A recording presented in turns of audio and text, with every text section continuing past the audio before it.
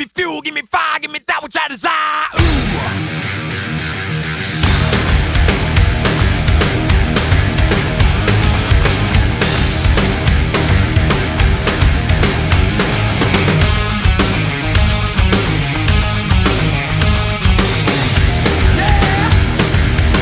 Hey, what's up guys? Matt here for Matt's movie review today. I haven't done a review in a while. I've been focusing on my other channel, Matt's Metal Review, which some of you have come by and said hi, and I appreciate that. That channel has really taken off. I think a lot more than this channel has. But still love doing my Stallone reviews, so we're going to do another Stallone review for you today. So we dive back into the Stallone zone. And we're going to talk about the 2001 movie Driven. It came out in April of 2001. I'm going to be referring back to IMDb, Wikipedia, because I haven't seen this movie in a couple years. I used to own it, and I went to look for it to watch it before I did the review, and I don't have it, so I don't know where it is. But I think I might have sold it because quite frankly, I think it's a pretty forgettable movie and not one of Sly's best movies. But I'm not sure that that's his fault. I'll say that. We'll talk more about that later. Sylvester Stallone plays a character named Joe Tanto, or Tanto, however you say it. He's an aging race car driver. He basically plays a mentor for a young hotshot driver named Jimmy Bly. Kind of has to take him under his wing and mold him and shape him into a champion because his mind is not right as far as being focused and everything is concerned.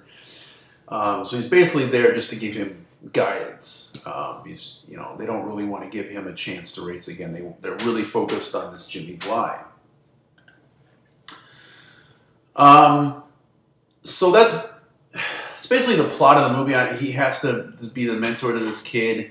In the meantime, the kid is really into, making the money, and he's got a new girlfriend named Sophia who used to date a guy named Bo Brandenburg, who pretty much is seen as the villain character in this movie, or the antagonist, if you will. Has a lot of history with Joe, and basically through the movie you can just see that this Jimmy Bly and Sophia are gonna break up, and eventually they do, and she goes back to Bo Brandenburg, and he gets pissed off, and there's a scene in the movie where they take these two prototype race cars and they take off down city streets for a couple miles, and they end up stopping, and him and Stallone have it out over a war of words and yelling, and he's trying to get him back focused. Eventually, he gets back on the track, and of course he beats Bo Brandenburg. And a lot of stuff happens in between there, but that's basically the plot of the movie. I mean, I'm not going to go too deep into it. I mean, if you haven't seen it, you're not really missing that much anyway. But and through the different parts of the movie, also there's a guy that's his character name is Memo, I think, Memo, and who's married to his ex-wife, Joe's ex-wife, Stallone's character's ex-wife. And he has a really bad accident in the movie and can't race, and Joe has to basically race for him. So they bring Joe Stallone's character back in, and he races, and he's in the final race, and he ends up getting third place. And Burt Reynolds is in it, and it just kind of plays like this guy, like the pissed off old man character in a wheelchair that kind of just yells at people, and in the end has a couple soft moments maybe. But it's nothing really to his character. I mean, his name is Carl Henry in the movie, and kind of runs the show. It's his race car company, or he's the team owner. So, you know, I was a very vague and description of the plot and everything like that, and kind of probably went all over the place, but there's just really nothing to the movie. You know, I think the movie doesn't work for a number of different reasons. One, Sly is not the star of this movie. He's like a co-star.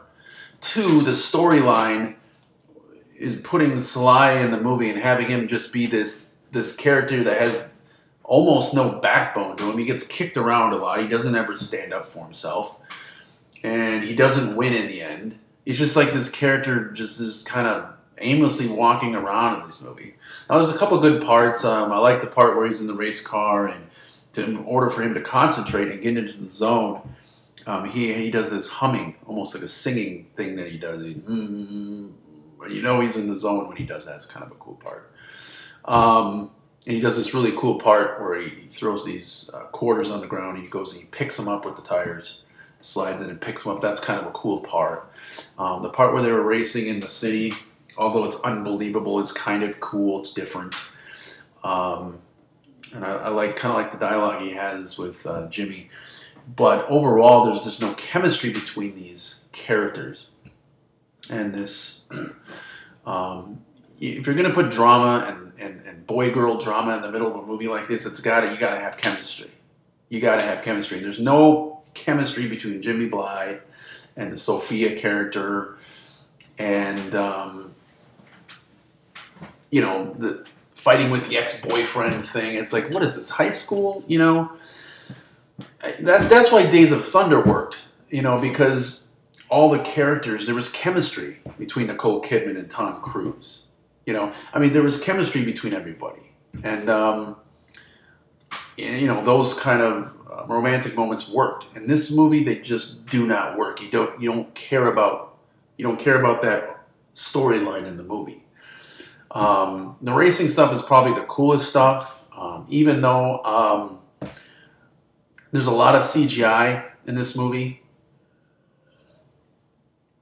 that looks dated. I mean, it came out in 2001, so I mean, you know, you can just, some of it looks good. I do like the view of them driving. That's a cool view of them. You know, I've driven motorcycles before, very, very fast. And they got it down pretty good. When you're going that fast, you don't see nothing. I mean, it is a blur. You're like in a tunnel.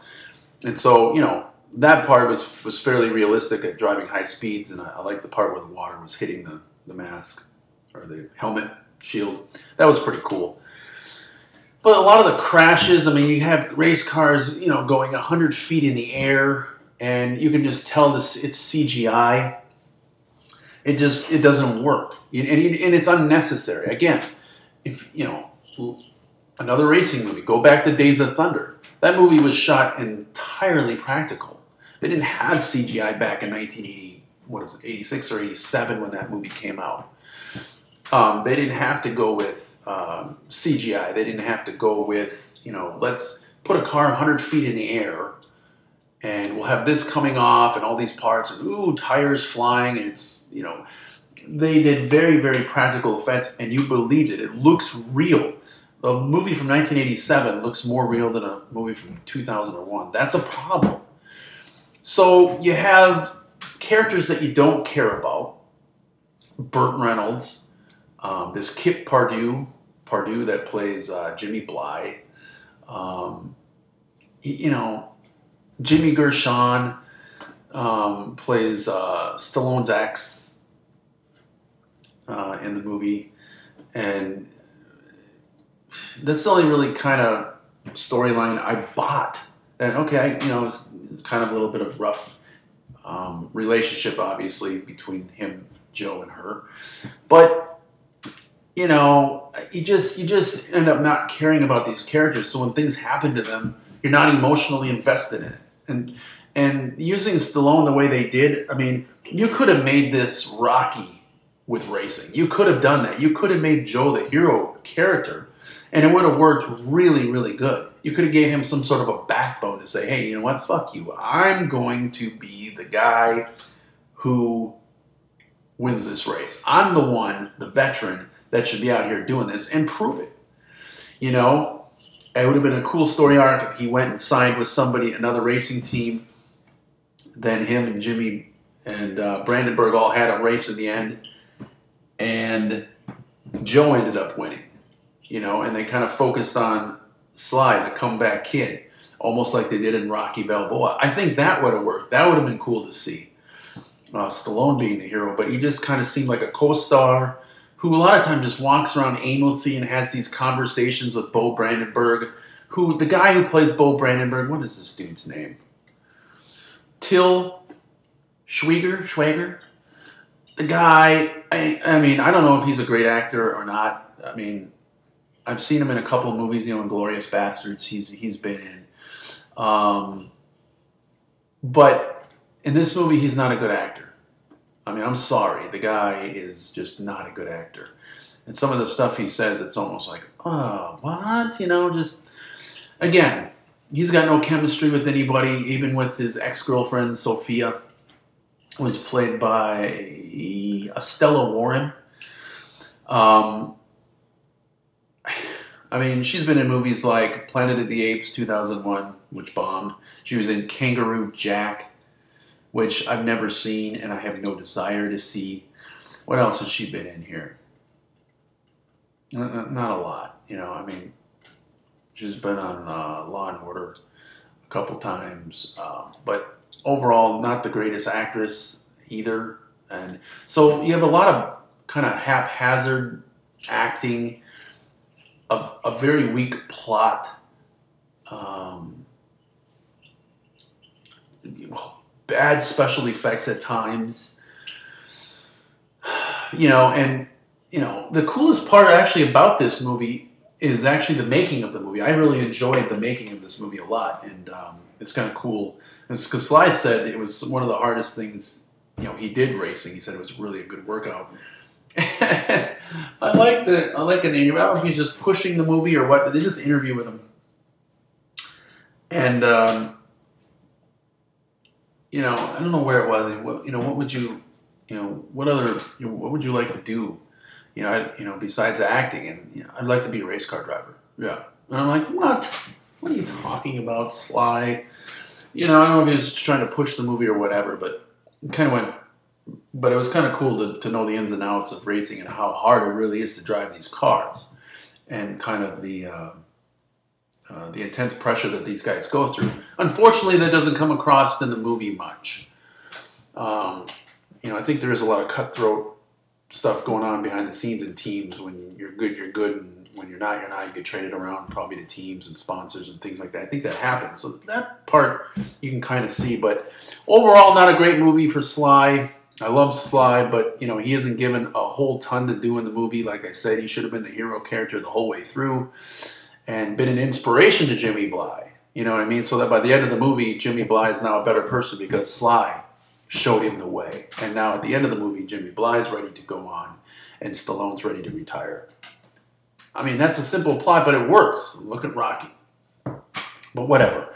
It gets a 4.2 on IMDb.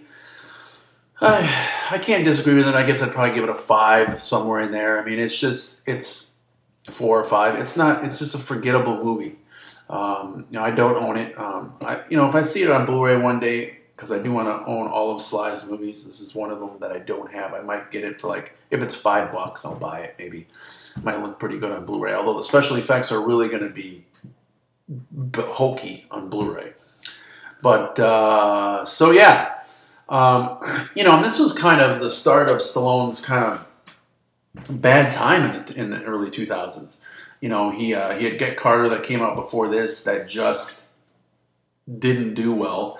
Even though I think it's a great movie, it didn't do real well. So, you know, and then Detox in 2002, which I like, but it's a direct-to-DVD movie. Avenging Angelo, which I think is a decent movie. Again, direct-to-DVD. So, you know, he didn't really, the early 2000s, there was a danger of him kind of slipping into the pattern of like a Dolph Lundgren or a Van Damme. And kind of going straight to DVD and leaving the big screen, maybe permanently or for a long time. There is a danger of that. Even though, like I said, a lot of those movies I like, this movie did not help, you know. let's see. I think the movie had like a $70 million budget. Let me make sure that I'm doing this accurately. I had a $72 million budget. It made about $55 million. So it didn't even make back its money. That's a flop. So Driven, yeah, that was my review of Driven. Probably try to get some other Stallone videos up this month. Of course, we got some Stallone stuff coming out next year. Bullet to the Head and Expendables 2. Both I'm excited for because it's Stallone doing action, which is what Stallone should do. And if Stallone's in an action movie, more than likely they're going to be entertaining and they're going to be good. So I have very high hopes for both movies, especially Expendables 2. So, you know, we'll be back reviewing those, of course, next year. But we'll try to get some more Stallone stuff up. So thanks for watching, guys, and we'll see you real soon. Take it easy.